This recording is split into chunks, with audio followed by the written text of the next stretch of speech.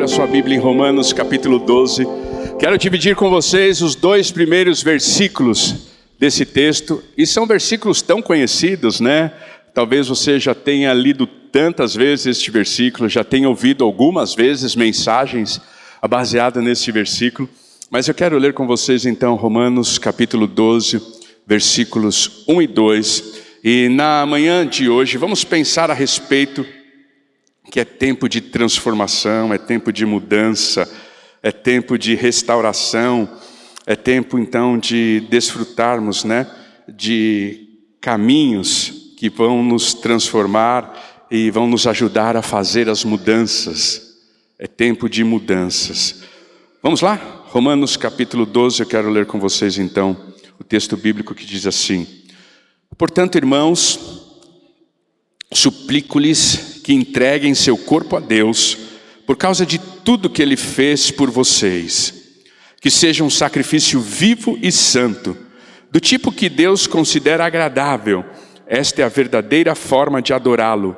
Não imitem o comportamento e os costumes deste mundo, mas deixem que Deus os transforme, por meio de uma mudança em um modo de pensar, a fim de que experimentem a boa, agradável e perfeita vontade de Deus para vocês. Deixa eu tornar um pouco mais interativa a mensagem de hoje. Quantos de vocês são malucos como eu, que tem um grupo no WhatsApp só comigo mesmo?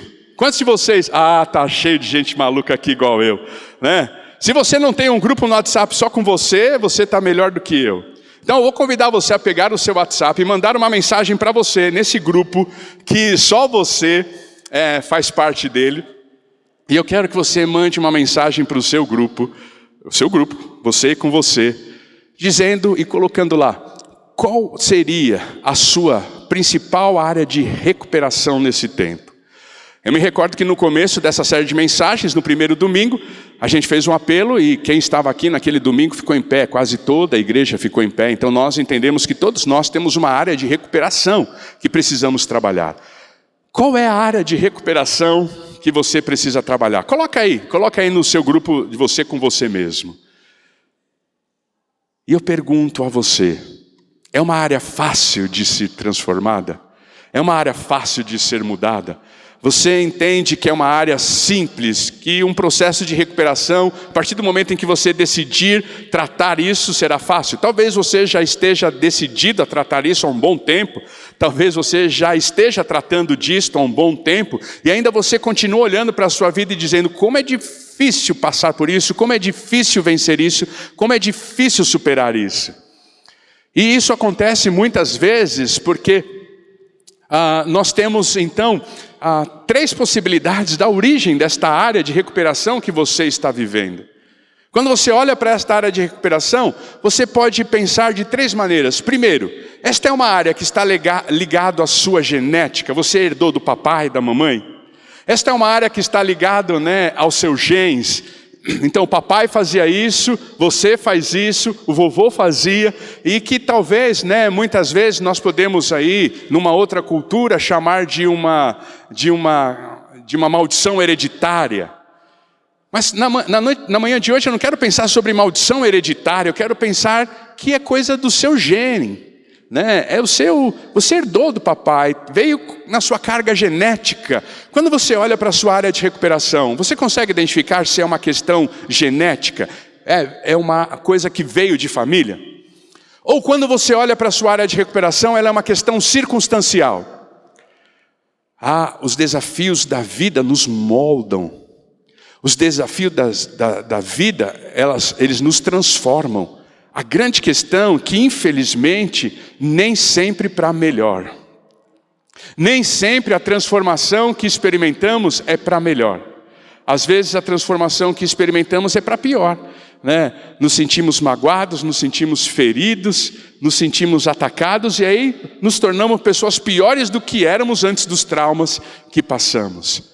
Será que a área de recuperação da sua vida é circunstancial?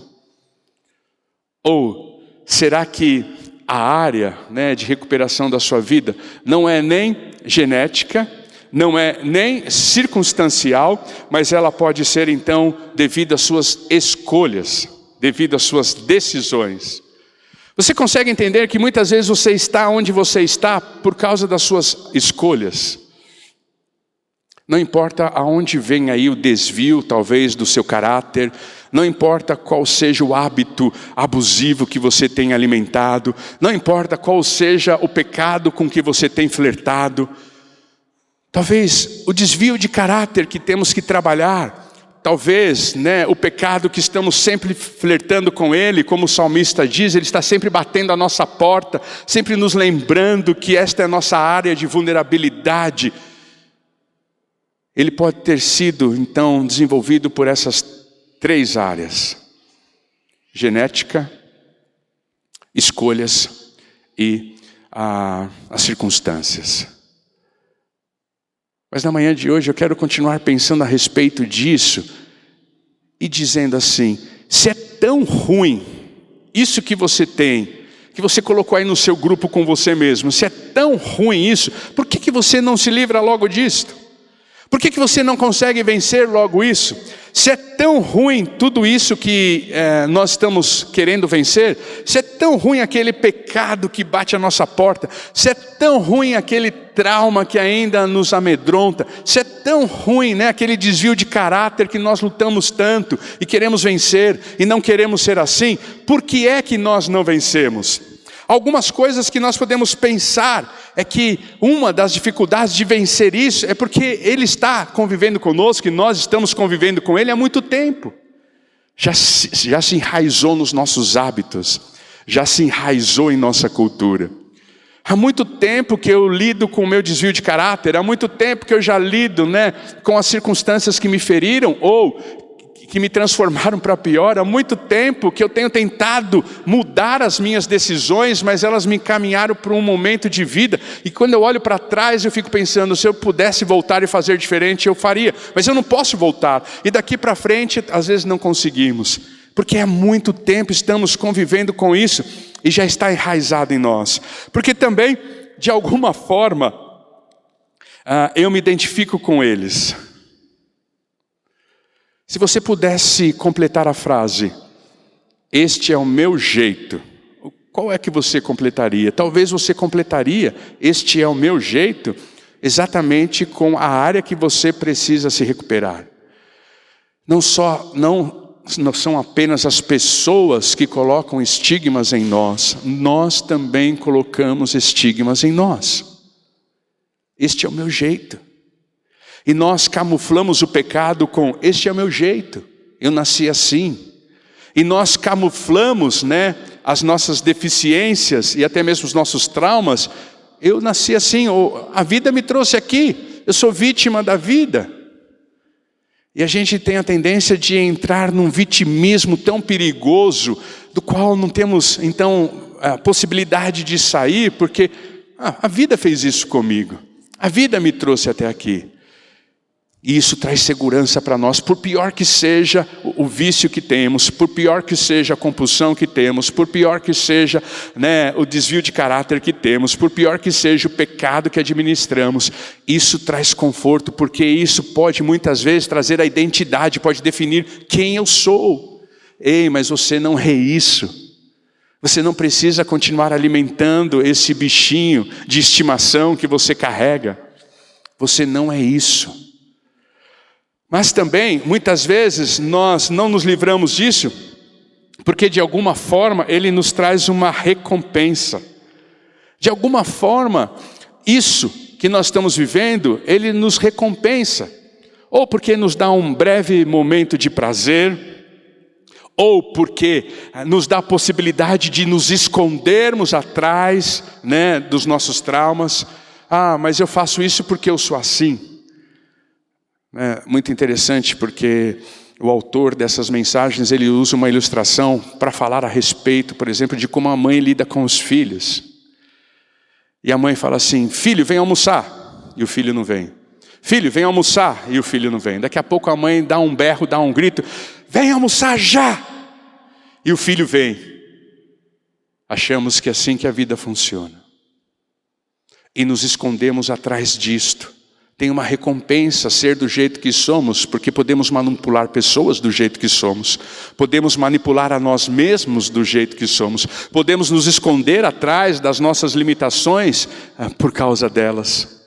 Isso nos recompensa, pode trazer uma recompensa, mas também porque Satanás, ele está sempre nos desencorajando à mudança, ele está sempre nos desencorajando a sermos melhores, sugerindo pensamentos negativos, do tipo, não vai dar certo, eu já tentei, eu já lutei, eu já busquei, eu já falei, não vai dar certo, eu não vou conseguir, não tem mais jeito. E Satanás vai sempre nos desestimulando a experimentarmos uma mudança. Por isso Paulo, ele vai sugerir para nós como nós podemos caminhar nesse processo de mudança. Paulo vai sugerir para nós o que é que nós devemos, o que é que nós podemos fazer nesse projeto de mudança. E uma das coisas que Paulo diz é nos lembrar que todas as vezes que nós estamos insatisfeitos no que diz respeito à nossa vida espiritual, todas as vezes que nós estamos insatisfeitos com a nossa existência, todas as vezes que nós estamos insatisfeitos, nós temos uma chave, e a chave que nós entendemos para a nossa vitória espiritual e para a nossa vida de maneira geral, é extrairmos de Deus tudo aquilo que nós podemos extrair dele. Quantas vezes você está espiritualmente desanimado, e vem logo na sua mente, vem logo no seu sentimento, vem logo no seu coração aquela ideia, eu preciso extrair de Deus tudo que Ele tem para mim. Mas eu quero que você leia um texto bíblico comigo. Abra sua Bíblia em Efésios capítulo 1, versículo 3. Olha o que o texto bíblico diz de Efésios 1, 3.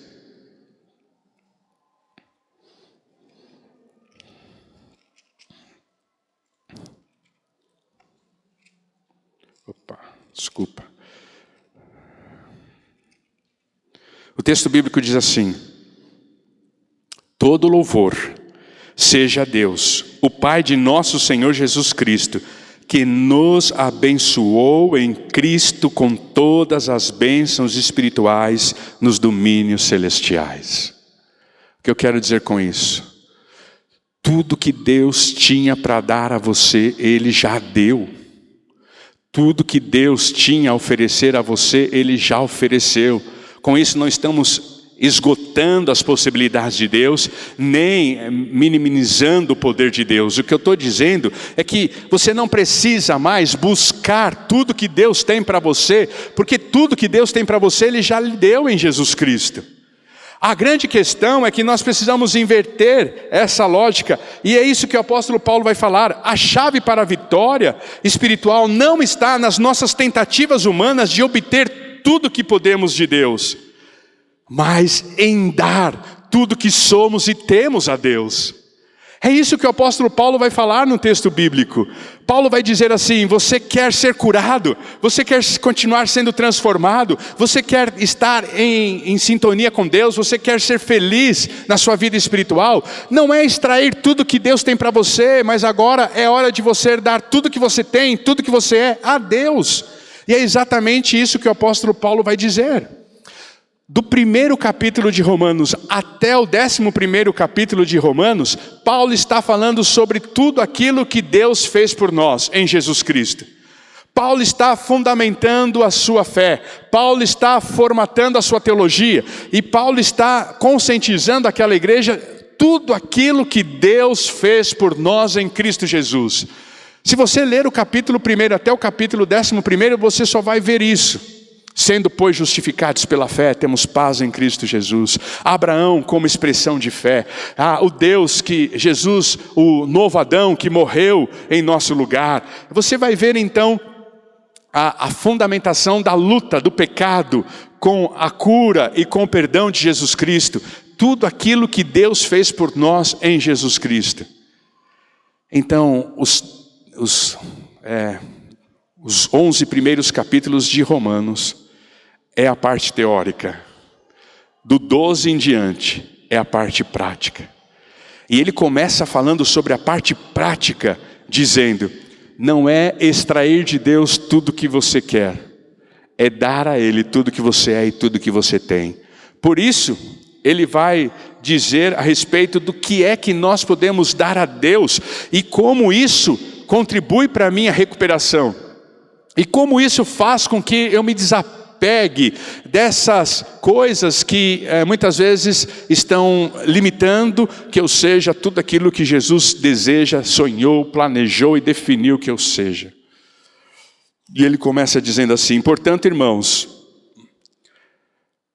Paulo está então partindo do pressuposto que a recuperação, ela é uma expressão para aqueles que já entregaram a sua vida, o seu coração, a sua história a Jesus. Na sua tradução talvez esteja assim: rogo-vos, irmãos, pelas misericórdias de Jesus. A ideia de rogar, a ideia de exortar, como já disse, em outras mensagens, exortação não traz consigo o sentimento de puxar a orelha, não traz consigo o sentimento de correção, de disciplina. Exortação traz consigo a ideia e o sentimento de caminhar junto, de chamar ao lado. É o papel do Espírito Santo. Ele é o nosso consolador, ele é aquele que faz a exortação, no sentido de nos impulsionar para a vida, nos encorajar, nos incentivar. Rogo-vos, pois, irmãos, pelas misericórdias. A ideia de irmãos misericórdia, aquilo que Jesus Cristo fez por nós na cruz do Calvário. Aquilo que o apóstolo Paulo escreveu, detalhou, do primeiro capítulo até o 11º capítulo. Então, Paulo está ligando esse primeiro versículo do capítulo 12 com toda a história da redenção que ele descreve nos capítulos iniciais de Romano. E ele está chamando-nos a atenção para que aquele que já entregou a sua alma, aquele que já entregou seu espírito, aquele que já entregou sua vida a Jesus, esse está apto a uma verdadeira, genuína e íntegra recuperação. Então, o primeiro apelo que o apóstolo Paulo faz é que nós precisamos entregar a nossa alma a Deus. Precisamos entregar o nosso espírito a Ele, precisamos entregar a nossa vida a Ele. Precisamos entregar tudo que somos e tudo que temos a Ele. É aí que nós começamos a fazer as mudanças. Porque até aqui, você tentou fazer com a força do seu braço. Você tentou fazer e você tem tentado fazer com a sua força de vontade. Você tem tentado fazer com a sua disciplina. Você tem tentado fazer com a sua determinação. E talvez você não tenha conseguido ir muito longe. Por isso o apóstolo Paulo vai trazer a ideia da misericórdia, vai trazer a ideia da entrega da alma, do Espírito a Jesus. O segundo convite que o apóstolo Paulo fala: portanto, irmãos, suplico-lhes que entreguem seu corpo a Deus. O segundo pedido que o apóstolo Paulo fala é entregar o corpo a Deus, por causa de tudo que Ele fez por vocês. Que seja um sacrifício vivo e santo. Aqui a ideia de sacrifício vivo e santo nos remete ao Antigo Testamento. A ideia de vivo e santo nos remete à cultura do Antigo Testamento. Quando nós, para remissão, ou eles no passado, para remissão dos pecados, deveriam escolher um animal puro, sem mácula, sem mancha, sem defeito. Deveria escolher as primícias da sua colheita, por exemplo, a melhor fruta, a melhor verdura, o melhor legume, e deveria então fazer a oferta a Deus. Por isso a ideia de santo, sacrifício vivo e santo, a ideia então de um sacrifício que é o nosso melhor, que é o que nós temos de melhor. Mas é interessante porque antes disso ele vai falar a respeito de entregar seu corpo. Rogo-vos, pois, pelas misericórdias de Jesus Cristo, que dediquem, que entreguem seu corpo a Deus. O apóstolo Paulo está falando, não é sobre subtrair, extrair tudo que Deus tem para nós, porque Ele já deu tudo que nós precisamos. é agora darmos a Ele tudo que temos e tudo que somos. A ideia do corpo, a ideia do corpo vivo. Quando o apóstolo Paulo fala sobre entreguem seu corpo a Deus, ele está falando então de santidade. O crente em Cristo Jesus, eu não vou falar isso, irmãos, porque nós precisamos de voluntários, ainda que precisemos de voluntários em todas as áreas da igreja e muitos voluntários. Mas eu não estou falando isso por causa da necessidade da igreja. Estou falando isso porque o texto bíblico sugere e me pede que eu ensine isso à igreja. O crente em Cristo Jesus se esquece que a felicidade dele está exatamente no serviço que ele presta com Jesus e a Jesus, e não importa onde seja. Não importa onde seja. Não importa se dentro da igreja ou fora da igreja. Muitas vezes achamos que a alegria está em servir a Jesus em determinado lugar. Isso é engano do nosso coração, porque o apóstolo Paulo está dizendo, entregue o seu corpo vivo como oferta. Não é Deus dar mais para nós, porque tudo que nós precisamos Deus já deu. Agora é nós darmos a Deus, nós entregarmos a Deus tudo que temos e tudo que somos. E todas as vezes que fizermos isto, sairemos satisfeitos, seremos felizes, nos sentiremos realizados, nos sentiremos então completos. Não importa onde você sirva, o que Deus espera é que você sirva, porque a felicidade de um cristão está em dar a Deus tudo que temos e tudo que somos. O quanto mais você reter, menos feliz você será. Mas o texto bíblico também está falando a respeito dessa entrega do seu corpo a Deus. Ele está falando também de atitudes que fazemos ou atitudes que deixamos de fazer. Por exemplo, se o seu olho tem te levado a ver coisas que você não deve, você não tem oferecido um sacrifício vivo a Deus.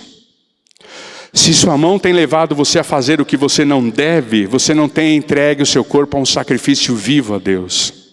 Se os seus pés têm levado você a lugares que você não deve ir, você não tem oferecido um sacrifício vivo e agradável a Deus. Se os seus ouvidos têm ouvido coisas que você não deve ouvir, você não tem feito um sacrifício vivo e agradável a Deus. Por outro lado, se suas mãos não têm feito o que você deve fazer, você não tem oferecido um sacrifício vivo e agradável a Deus.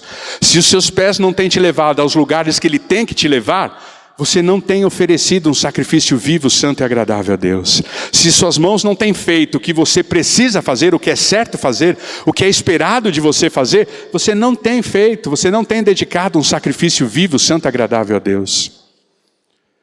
Ou seja, se o seu corpo não tem feito o que você tem que fazer, ou se o seu corpo tem feito o que você não deve fazer, tanto no positivo quanto no negativo, você não tem oferecido um sacrifício vivo, santo, agradável a Deus. Quer um exemplo prático na Bíblia de sacrifício vivo, santo, agradável a Deus? Abraão e Isaque.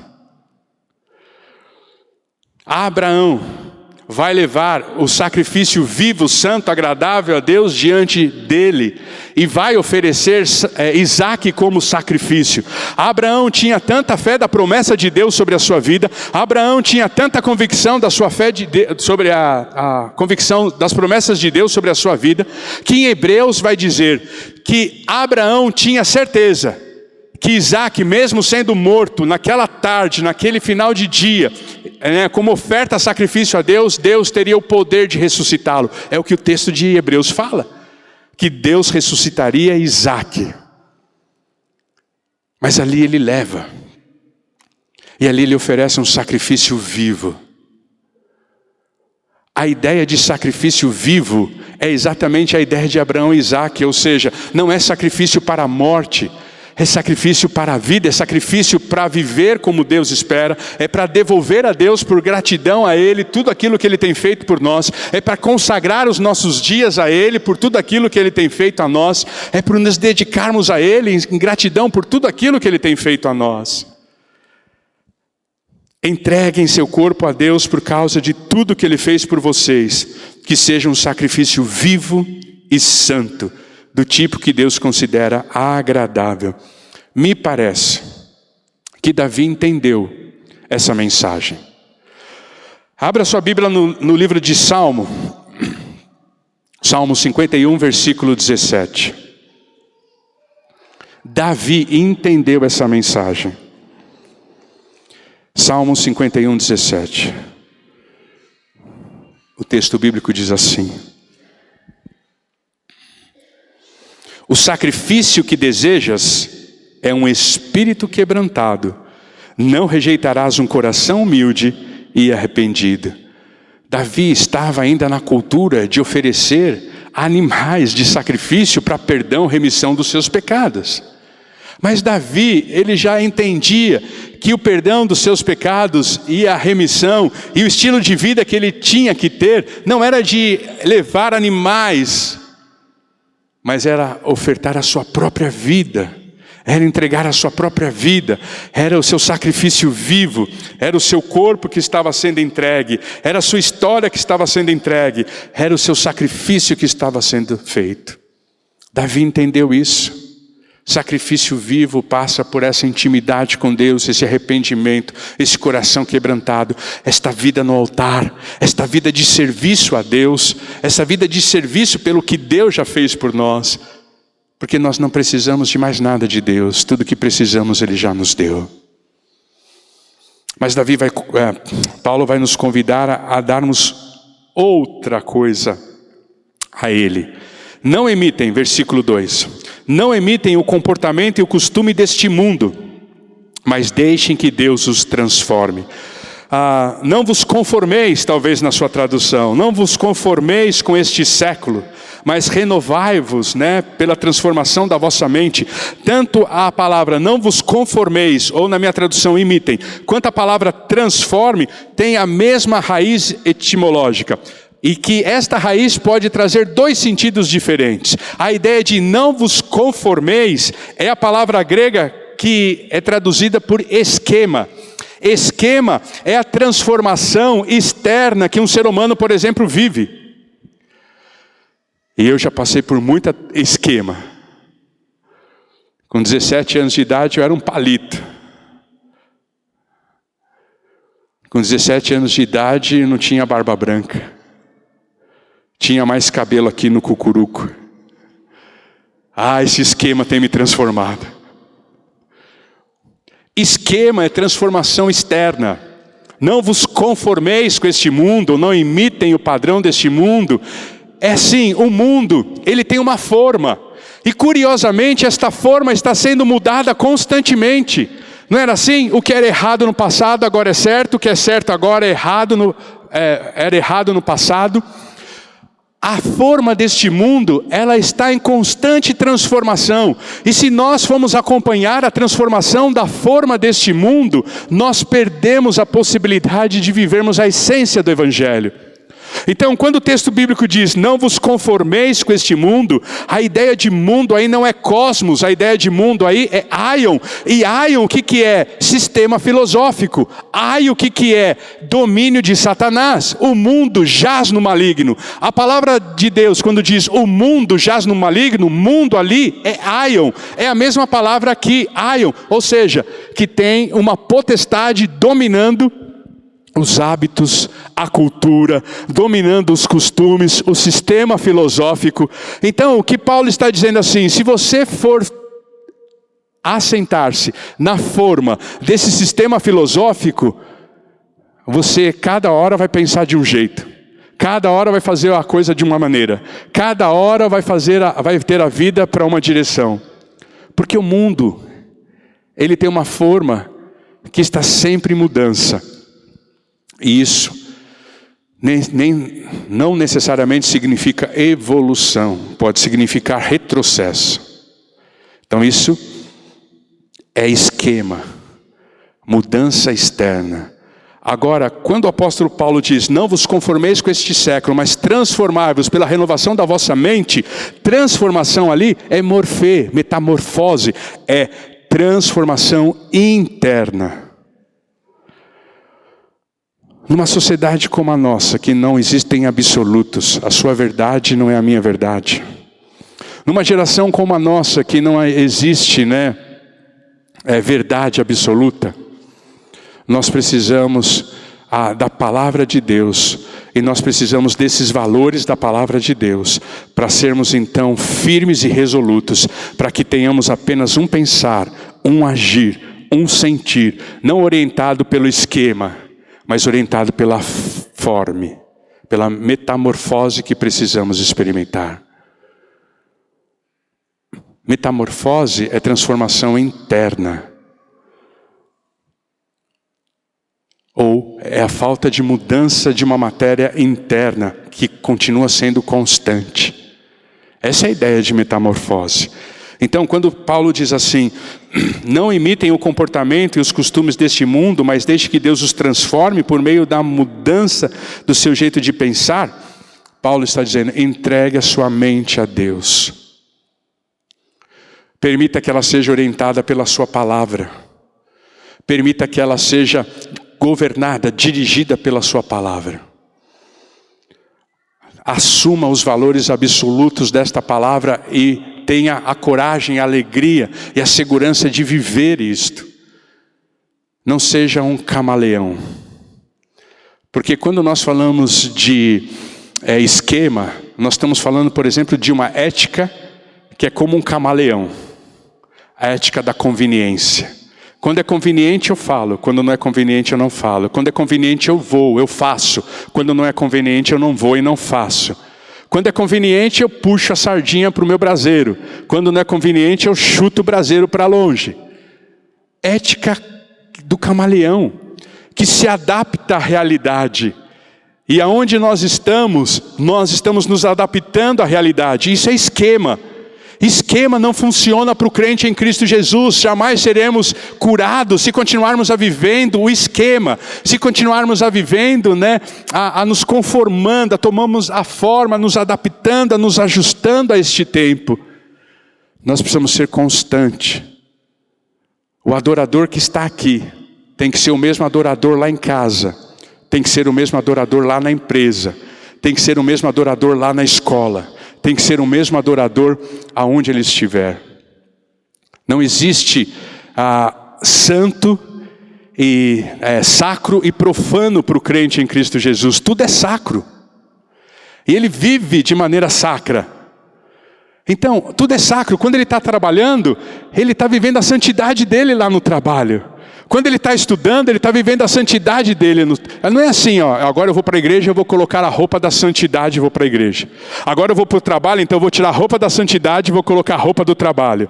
Não, é tudo espiritual. Não tem como não ser espiritual se eu sou espiritual. Se eu já fui feito homem espiritual, não mais homem carnal, como o apóstolo Paulo diz. Nós não somos crentes esquizofrênicos. Em cada lugar que estamos eu sou de um jeito. Não, é tudo santo. Se eu estou trabalhando, eu estou me santificando e estou trabalhando como um santo de Jesus ali. Se eu estou estudando, eu estou me dedicando, dando melhor e como santo de Jesus eu estou estudando. Se eu estou na fila de um banco, que não tem mais banco, essa aplicação já não funciona mais, mas se eu estou esperando o ônibus chegar, o metrô chegar, o trem chegar, eu estou ali como santo. Mas o que parece é que muitas vezes, por não entregarmos a nossa mente a Jesus, nós nos tornamos crentes esquizofrênicos. Em cada lugar que eu estou, eu sou um camaleão, uma pessoa, porque ainda estou vivendo esquema e não morfê. Eu quero convidar você a viver morfê, entregando a sua mente a Jesus, sendo orientado pela palavra, sendo orientado pelos seus ensinos, pela sua instrução, sendo orientado por aquilo que Ele já determinou como absoluto, e não negociando os seus valores por causa de grupos, situações ou pessoas. E aí ele pede para entregar uma última coisa a Ele. E aqui foi a grande lição que eu aprendi nesta semana. Ele diz assim, não imitem o comportamento e os costumes deste mundo, mas deixem que Deus os transforme por meio de uma mudança em seu modo de pensar. Qual é a consequência? Qual é a consequência quando eu entrego a minha vida, o governo da minha vida a Jesus? Qual é a consequência quando eu vivo para servir a Jesus? Quando eu vivo entregando o meu corpo e fazendo da minha história, da minha vida, um sacrifício vivo e santo a Ele? Qual é a consequência quando eu entrego a minha mente a Ele, deixo que a minha mente governe, os ensinos dEle governem a minha mente? Qual é a consequência? Eu entrego também as minhas vontades, porque o texto bíblico diz, a fim de experimentar a boa, agradável e perfeita vontade de Deus para vocês. Sabe o grande erro que o crente em Cristo Jesus comete na vida? Ele achar que a vontade de Deus é causa. A vontade de Deus nunca será causa na vida de um homem. A vontade de Deus nunca será causa na vida de um crente. O crente em Cristo Jesus não deve viver buscando saber qual é a vontade de Deus. E eu vou continuar explicando isso para que você não diga que o pastor Fernando é um herege. Mas o crente em Cristo Jesus não deve viver buscando a vontade de Deus. Porque quando o crente em Cristo Jesus vive como o apóstolo Paulo sugere, ele entregou sua história, ele dedica a sua história, e ele então dedica a sua mente, a vontade de Deus se descortina na sua frente sem a gente precisar buscar. Porque vontade de Deus não é causa, vontade de Deus é consequência. Consequência do quê? Consequência de uma vida dedicada a Deus. Consequência de uma alma entregue a Deus. Consequência de valores absolutos não sendo negociáveis. Então eu não preciso ficar, Pai, qual é a tua vontade? Viva com Jesus e a vontade dele há de se descortinar na sua frente, diante dos seus olhos. Por isso o texto bíblico diz, entregue a sua alma, entregue o seu corpo, entregue a sua mente, a fim de experimentarem a boa, agradável e perfeita vontade de Deus. Muitos de nós estamos fazendo da vontade de Deus uma causa, porque ainda queremos ter controle sobre a nossa vida, porque deixamos que outros governem a nossa mente, e porque não entregamos o nosso corpo, não fazemos um sacrifício vivo, agradável a Deus. Não servimos, não abençoamos pessoas, não amamos pessoas. Não vamos descobrir a vontade de Deus. Vamos continuar orando, Senhor, qual é a sua vontade para a minha vida? A vontade é consequência. Consequência de um homem e uma mulher que não querem apenas os benefícios de Deus, mas querem Deus. Consequência de um homem e de uma mulher que não quer apenas a bênção do Senhor, mas não abre mão do Senhor da bênção. Eu fiquei pensando essa semana, o que seria, uma versão moderna do filho do pai pródigo? Qual seria a versão moderna de Mateus capítulo 15? Vocês se lembram da história? Lá em Mateus capítulo 15, o filho mais novo chega para o pai e diz assim, pai, eu quero a minha herança. Reparta o que é de meu direito e está tudo certo, tudo bem, e eu vou seguir o meu caminho. Nas entrelinhas, o que é que aquele filho está dizendo? Porque todos nós sabemos, isso é óbvio. E eu vou dizer agora o que você já está cansado de saber. Herança é direito nosso quando aquele que está deixando morre. Então, na entrelinhas, o que que aquele filho mais novo está dizendo? Papai, o Senhor para mim morreu. Eu não quero nada do Senhor. Eu não quero nada com o Senhor. Eu quero apenas a riqueza do Senhor. Eu quero apenas os benefícios que o Senhor tem para mim. Eu quero apenas a riqueza que o Senhor acumulou nesse tempo, que é de meu direito. Mas o Senhor eu não quero. Eu não quero nada do Senhor, eu não quero nada com o Senhor. O que seria a versão moderna do filho que tem um pai pródigo? Será que você talvez não seja como esse filho? Eu não quero nada com Deus, mas eu quero a cultura cristã na minha vida porque é boa. Quantas pessoas Você talvez trombe, né, na sua história dizendo assim, ó, eu não quero nada com Deus, mas é bom andar com um cristão. Eu me lembro quando eu era pastor de jovens, lá no começo do meu ministério, uma família estava começando a frequentar a igreja. E esta família começou a enviar os seus filhos para a reunião de jovem. E eu tentei me aproximar desta família para saber da sua história, se eram convertidos e tal. E aí eu descobri que os pais não eram convertidos e nem os filhos eram convertidos. E aí eu perguntei, mas por que você tem vindo à igreja? E ele disse assim, pastor, eu quero que os meus filhos namorem com crentes, porque eu sei que eles não serão traídos, não serão enganados, porque crente é gente boa, porque crente é gente honesta. Então eu estou mandando meus filhos na igreja para ver se eles namoram com suas ovelhas e casem com elas, porque eu sei que eu não vou ter problema. Essa é a versão moderna de filho pródigo. Que é os benefícios de Deus, que é a cultura da fé, que é a cultura do cristianismo, né? Esse é o pós-moderno, né? Que é a cultura de Jesus, mas não quer saber nada de Deus, mas não quer nada com Deus.